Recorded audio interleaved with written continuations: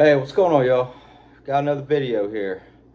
Let me see if I can fix this camera just a little.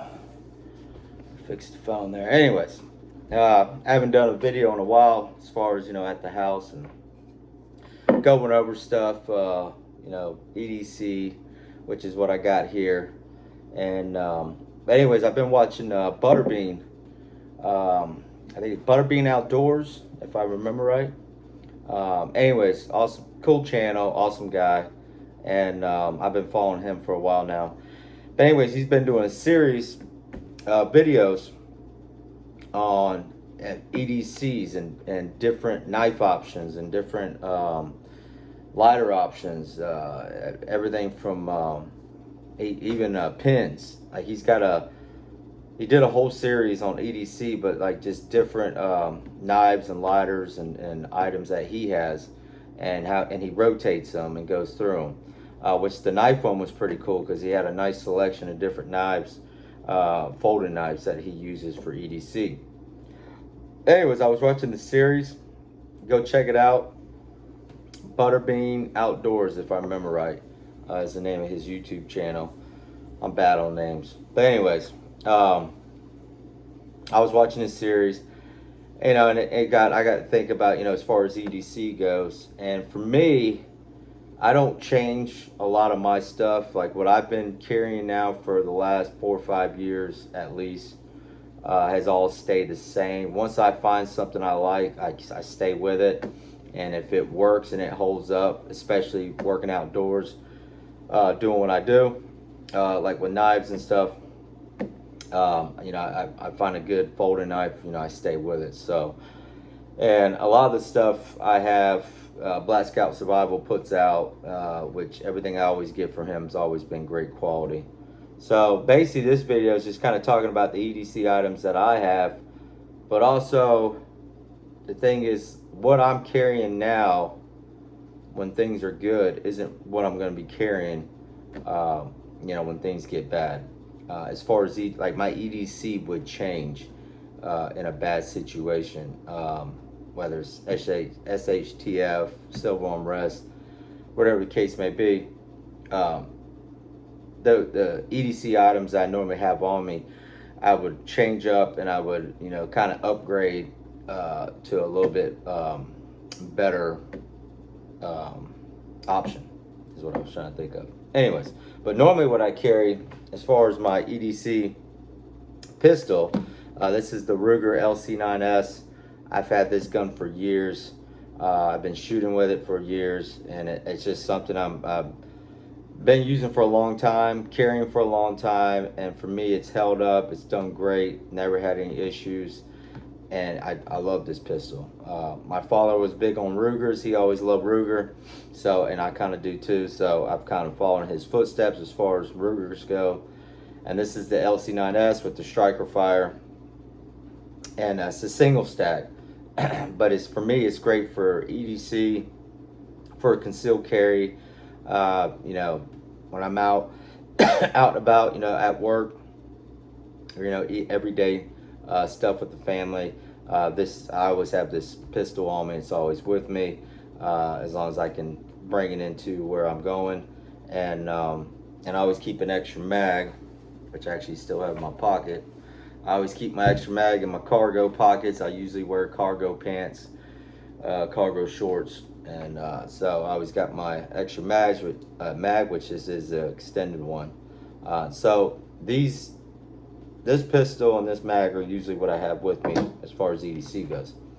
Now, if things got ugly, things got bad in this country, which I'm sure everybody saw yesterday. The gentleman, I can't remember his name. Like I said, I'm bad on names, but the Marine that all the charges were dropped yesterday up there in New York, the trial that was going on.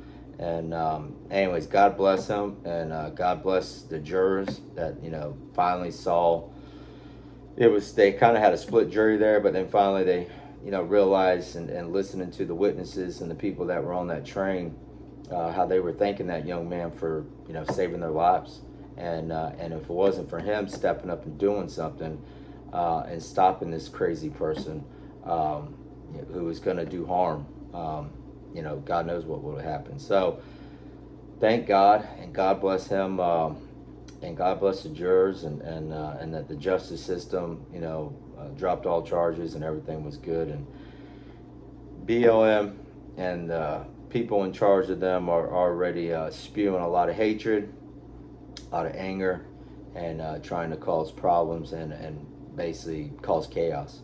And but the thing is, what they don't understand is majority of the people in this country don't support BLM, and they didn't support this administration, and then that's why there's a reason why Trump is now our president again, and the American people have spoken. So if they think they're gonna have another riots and protests and riots and burning down cities like they did before, that they're in for a rude awakening, because a lot of people don't support them no more. So they can go ahead and spew all the hatred they want and say what they want and try to do something, but if they do, they're going to wish they never did. So the American people won't put up with it. President Trump won't put up with it, and he will shut them down just like the rest. So anyways, but things did get ugly. Things got bad, or civil unrest, or whatever the case may be.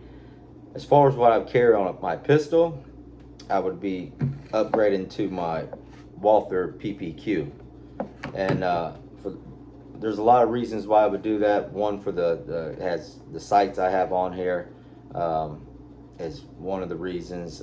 Plus, it's a double stack, not a single stack. It also, this gun's been customized as far as the trigger and everything goes on it.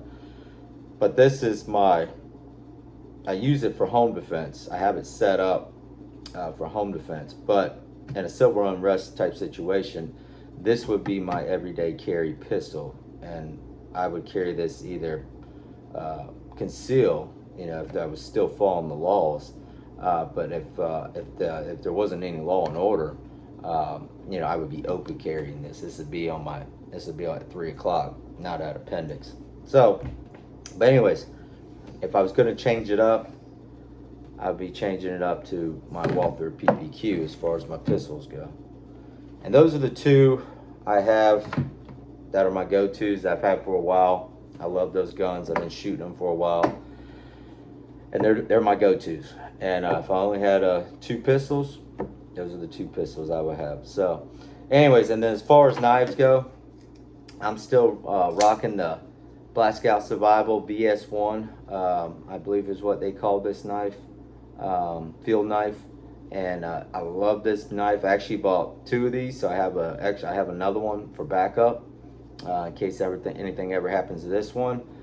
But I love this knife. This thing is held up. I actually split wood with this knife, like when I'm out there on the smoker or outside making a fire. I'll use this knife for small splitting. Works great. Haven't had any issues as far as splitting wood, and just depending on how thick it is and all that good stuff. But for outdoors, at work, everyday stuff, this is my go-to. Actually, I need to sharpen it. That's probably what I'm going to do today. I'm probably going to sharpen up this blade here, but it's getting a little dull. But anyways, I use this every day. And then for me, as far as folding knives goes, this is the only folding knife I need. I've tried different ones, but for the price and the quality that Black Scout did with this, you can't beat it. And I think it was like $50 is what they were selling for at one time, maybe 75. And but man, this has it's just held up, and it's been great. I think it's with the D2 steel. Yeah, the D2 steel on it, and it had that. I always forget what they call it. I think they call it a sheep head type drop blade or whatever on it, which is good for reliability. Be more durable and harder use on it for outdoors. I mean, this knife was made to use outdoors, to be out in the field. And if you needed and you had a folding knife, this is why Jack made it. So anyways, I love this knife, and like I said, I got 2 of them, and this thing's still going with no problems, no issue. Love the pocket clip on it. It's been great, and just been an awesome knife for the quality. That's the thing about Black Scout, like you get what you pay for. And when he makes, like, he's tried to make things affordable for his customers and the people that support him, And he knows a lot of people don't have a lot of money to be spending on a lot of these expensive knives and stuff. And so he's gotten with companies and made knives that were which he just came out with his new ones. You can go check those out. I think he still has them for sale.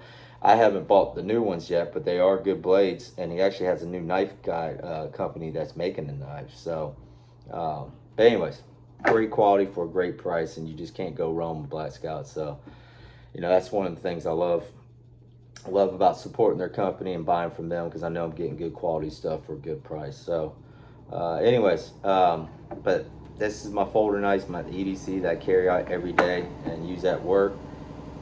But things got ugly, things got bad. Silver Unrest, or I'm gonna be out in the woods, I'm gonna be outdoors doing a lot of work outside.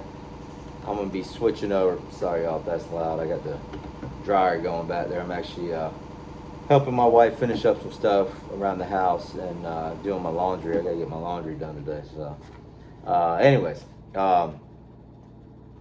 as far as knives go, if Silver Unrest, things got bad, things got ugly, zombie apocalypse, you never know, I would be going to a fixed blade knife. Now this is the Moore Garber, and I haven't used this blade much. I have my Gerber strong arm that I've had for years, and which is a decent blade. The steel sucks, and it sucks to sharpen back up. But that's the one I use outside if I'm gonna beat the hell out of a knife. That's the one I use. This Moore Garber, this would be my go-to. This is actually one that I have in my camping pack that I got, and then my 72-hour bag I got set up. This blade is in there with the sharpener, a sharpening stone, so I can sharpen it. But this would be my go-to as far as the EDC on knives. That's what I would use, and it would be on my belt too. That's another thing, especially if if I'm carrying this at appendix, my Walther PPQ on conceal, but I have my my knife on me and I have it on my belt. Now I had to, obviously, if I was still following the laws, or there's still law and order, I would definitely have to find out as far as carrying a fixed blade, this size, which I believe this would be legal in the state of Florida, as far as carrying on your belt. I have to check and double check that, I'm not for sure. But anyways, this knife would be on me even if I had to conceal it.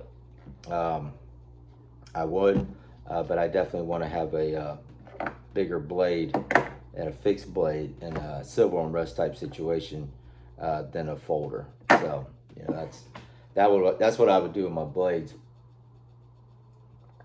And if I only had two knives, I definitely want to have this folder and then my Moore Garber knife. As far as other EDC stuff, I always have my bone breaker with me. I use this mostly for open bottle opener, is why I have it. But it's also self-defense. If you don't know Bone Tactical is a company that makes this. He's got new designs now as far as the bone breaker goes. This is the original, like the first ones he made.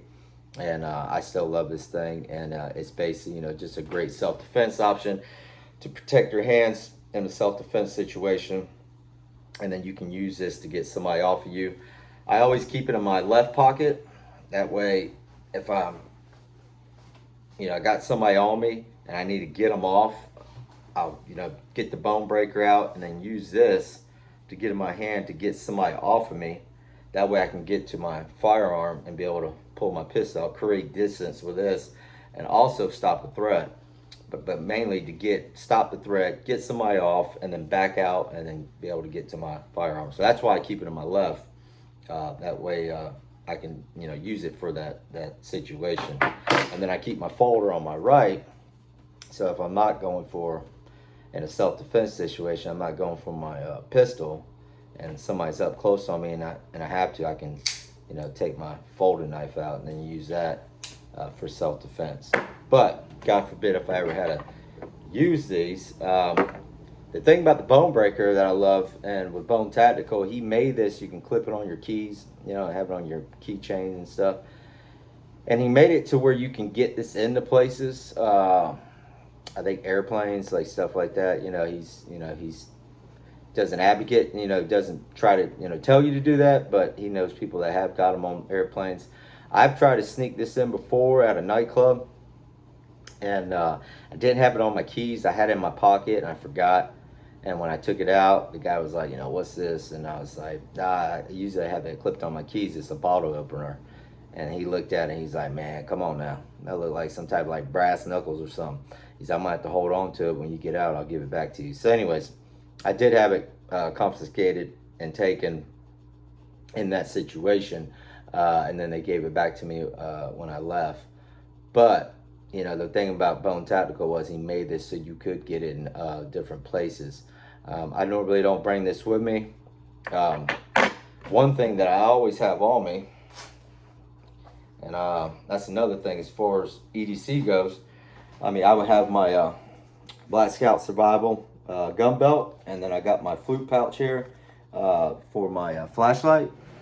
And my gun belt, this would be the belt I would have on me all the time. This is my go-to, my EDC everyday belt.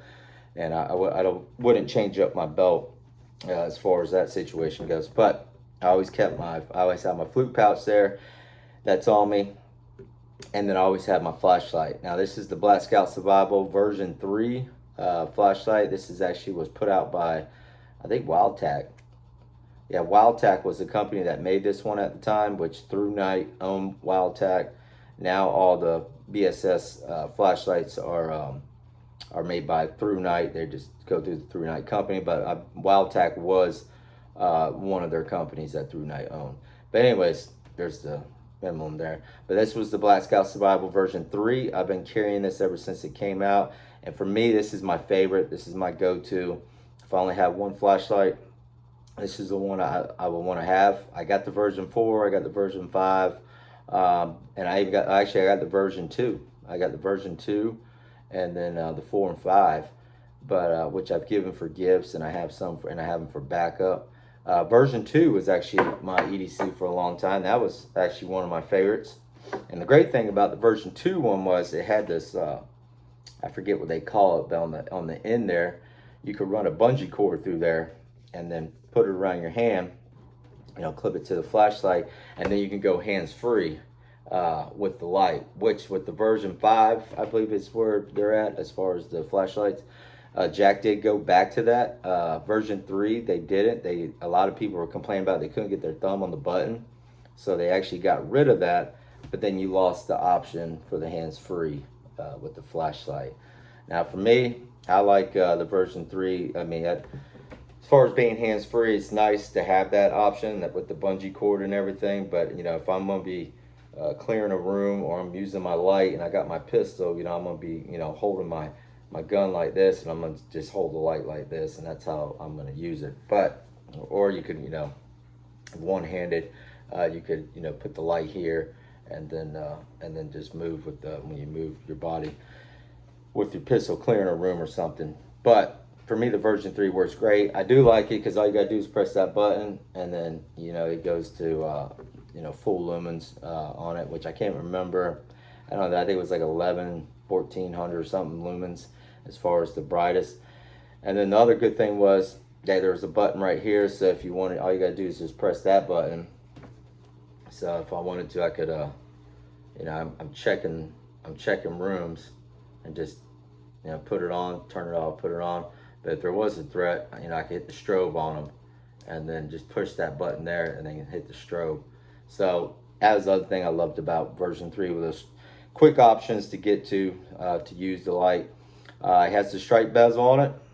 All right, and you also get a red lens, which I keep in my flute pouch. And so you do get the red lens option, and you got the stripe bezel. And but the great thing about the BSS flashlights is you can take the stripe bezels off. Now I've gotten this. If there's only one EDC self-defense tool that I've always gotten in somewhere, it's this flashlight. Don't matter where it's at. I always wear the stripe bezel on my finger like a ring, and then I'll keep this in my flute pouch, and if they see it, I'll show them it's just a flashlight, and never had a problem. Actually, the night I was being searched by the security and the bouncers, and they found the bone breaker. Um, they didn't find this, and even if they did, I had the striped bezel on my finger, and I'd just be like, yeah, it's just a flashlight, and they would be all right, cool. So anyways, that I always have with me, and it's something that would stay with me on my EDC. And as far as flashlights go and self-defense, you can't go wrong with the BSS flashlights, Black Scout Survival flashlights. They're just awesome lights, work, and good quality, good price, and then has that option. And that strike bezel that they put on there is very aggressive. So if you hit somebody with this, you're taking chunks out of them. And I've tested it and tried it, and it's nasty. So, anyways, BSS flashlight always with me. And the other thing, as far as my concealment belt, Black Scout Survival concealment belt, it has little pockets. So two things I always have on my belt that's in these little concealment areas, these little concealment pouches that they have on the belt. I have a small ceramic blade, which I keep up front in the pocket up here up front of the belt, and I got that for cutting zip ties, is why I have that up there. But also another blade, some type of blade on me if I need it for backup or emergency. I have a ceramic blade there, and then on the back side, I keep some stainless steel handcuff keys. Handcuff key in my handcuff key in my back concealment pouch. That way, if my hands are handcuffed, then all I gotta do is reach back there, pull it out, boom, get the key out, and then take the cuffs off. So I do keep that on there. Never had those found. As far as the handcuff key, the stainless steel, as far as the wand goes, never got picked up on it. So that always gets sneaked in wherever I go. So I always have those always on me as long as I have my belt on. So anyways, those are the other items. And then the bone breaker, the flashlight. Now obviously I have my wallet, have my cell phone. For as far as work goes, being it's wintertime, I always got some chapstick on me, because I'm always outdoors, and I always got earplugs used when I'm at work. When I'm not working, I don't carry earplugs, but those are just some of the little stuff that I would have on my person. But the other thing I wanted to talk about was, tourniquet, Israeli bandage. Normally I would have these together, put a rubber band, and keep these together. Now, as far as I was watching the gentleman, what's his YouTube channel? I just subscribed to his channel. I've been following him. Dang it, I was gonna look that up and I forgot. Anyways, it's a good channel. But he just did his EDC for 2024 at the end of the year here, and going through his EDC items. And he carries a tourniquet. He's big into medical. He was in the military. He always has a tourniquet on him with a pair of gloves ready to go. So he'll have gloves inside his tourniquet, his cat tourniquet. This is actually the Rhino Rescue one. I like Rhino Rescue, very good company, make great quality tourniquets and medical supplies. And this is also, the Rhino Rescue is bandage, Israeli bandage. So those he always has a tourniquet with gloves. I was trying to remember what I was going to say. But as far as me, I don't normally carry a tourniquet on me. EDC, everyday stuff. I do have an IFAK kit in my bag that's always with me, my get home bag. I always have an IFAK kit in there. Now, the one I have is a Black Scout Survival IFAK kit pouch. I think they call it the quick deployment pouch. And the reason I love that is because I could put that on my belt in a civil unrest, SHTF type situation, get home, things are bad. I can put that IFAK kit on my belt and then have it on my EDC on my gun belt. And then plus I have my Safe Life Defense body armor that I would put on underneath my shirt and have that on, and then have all my EDC and my get home bag with me. Now that's what I would do if things got ugly. But as far as civil unrest, SHTF, zombie apocalypse, it would be great. Like he carries one every day with him, even when things are good. But he carries, but in a bad situation, having a tourniquet on your person would be a must. If even if you had to just carry these two items in your uh, pockets, or just carry, at least have a tourniquet with the gloves in it, and then have a tourniquet with the gloves like he does in your cargo pocket or in one of your pockets, whatever. Definitely want to have a tourniquet for that type of situation. But some guys carry a tourniquet every day, even with their EDC. Like I said, I'm not far from my IFAC kit, or not far from any type of tourniquet. I got tourniquets and bandages everywhere around the house. Different bags I have. I actually took these out of my camping bag that I had set up for 72 hours, but these are backups. I always keep at least two tourniquets with me. Now the other tourniquet I like is the SWAT T tourniquet, which he's a big advocate. The guy I was talking about on YouTube, he's a big advocate of the SWAT T, and the SWAT T works great. It's actually a great tourniquet, just like pretty much a big rubber band or whatever, but that's a good tourniquet that you could keep in your pocket, compact and easy to keep with you. And then you could put some gloves around it and then have that with you. That would be a good option as far as EDC tourniquets, which is what I would probably do. Instead of carrying this, I would just have the SWAT T with some gloves, and then keep that in my cargo pocket at all times. Plus, with all these, the knife, the gun, pistol, and all that stuff. Now, that's just EDC is what I'm talking about here. Now, as far as carrying a rifle, chest rig, or some type of battle belt, type setup, that's a whole different story and a whole different situation. But as far as EDC, just kind of what I carry now when things are good, and then what I would upgrade to as far as my EDC goes if things got a little ugly in this country, which who knows how things are going to go. I'm just can't wait for Trump to get his hand on that Bible and get sworn in, and then start, which he's already making moves even now. He's already doing things, which is great. But as soon as he gets sworn in, it's going to be game on, and things might get a little ugly in the beginning, but it has to happen for things to get better. So, and things do get ugly. There is chaos before or after he gets sworn in.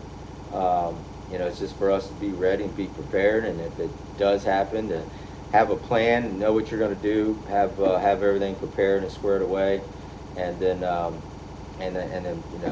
think about what it is that you would need to have on you if things were bad. And like for me, having a tourniquet would be a must. Definitely having an SHTF type situation. So, and then as far as a pressure bandage, quick clot, whatever it is you need to use for medical. So medical would be very important. But anyways, guys, this video's gone long enough. Here's my EDC. Still carrying a lot of the same stuff, but what I would switch to and change depending on the situation and how bad things were. So anyways, guys, I hope everybody's good. Take care. God bless. And just keep praying. Hopefully things go well. And again, God bless the young man up in New York that was all charges were dropped. And and the other thing was they caught that guy who killed that CEO with the healthcare department, which that was kind of interesting. I was watching Black Scout Survival. He actually did a video on the guy who the guy was. I guess he was a college graduate, very intelligent guy, smart kid, and but yeah, he had some hatred and some issues, and then haven't released a lot yet. But from what it looks like and sounds like, this dude, he was a whack job. He was crazy, and he wasn't. He was smart, but he wasn't smart enough because he did get caught. So he made a lot of mistakes in my book. Showing his face, smiling. Like he was a pretty boy, so he had a pretty boy face with a pretty boy smile, and that was probably the last thing he could have done, because that's pretty much what gave him away at McDonald's when they called him. somebody recognized his face, because he had one of those faces you just don't forget, and that smile. So he should have never done that. And if he did have to show his face, you could at least wear some reading glasses, or if he could get away with some sunglasses, keep his hat down real low, try to get it to where people couldn't see your eyes, and then if you had glasses on, kind of change up what you would look like. If you had facial hair, afterwards you would shave all that off. You had to change everything. The gun, he should have got rid of that gun right after he did that. That joker should have been down the river. And then as far as the clothes, the bag, all that stuff, get rid of, burn it. I would burn it, is what I was saying yesterday on one of the comments. But get rid of all that stuff. And he still had the pistol, and still had I guess the jacket and all that stuff that he would use for that. And which is sad. That was terrible. That it's never good when somebody gets especially gets killed like that. And guy, I don't know if I think he had a family. I know he had a wife. I think they were separated or something. But I mean, at the end of the day, that was just terrible. And why he did it, we'll find out more. And I'm sure this will be going on for weeks, finding out more information on why he did it. But he definitely, kid definitely had issues, and went to college, went to the universities, and that's the thing with the universities, they brainwash a lot of these kids. And obviously he wasn't, he didn't like that, didn't like the healthcare department. He had issues with it. So, anyways, it's sad. But anyways, guys, take care. God bless. Hopefully things get better, and just keep staying vigilant, and keep praying for January 20th. And hopefully we'll be there before we know it. All right, y'all. See you on the next one.